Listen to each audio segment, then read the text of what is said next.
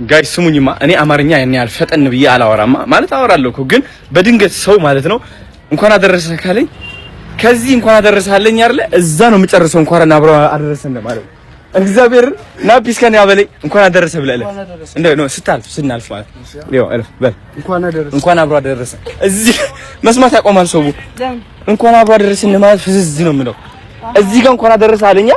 እንኳን አብሮ አደረሰን ብዬ ለመጨረስ እዛ ጋር ነው የጨረስኩት መስማት ያቆማል እንግዲህ ያው እየሄድን ነው ከቆንጂቷ ጋር እንዴት እንደሚሄድ አሳያቸው ያ ጫማ እንግዲህ እንዴ አንቺ ተቀደደብሽ አይችልም ይሄ ጫማዋ እንትን ነው ያማታልና መኪናችን የት አለ መኪናችን የት አለ ይሄኛው ነው እናት ነይ እናት ጃ ጂጂጂጃ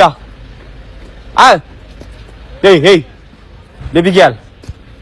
ጋል አቺ እንዴ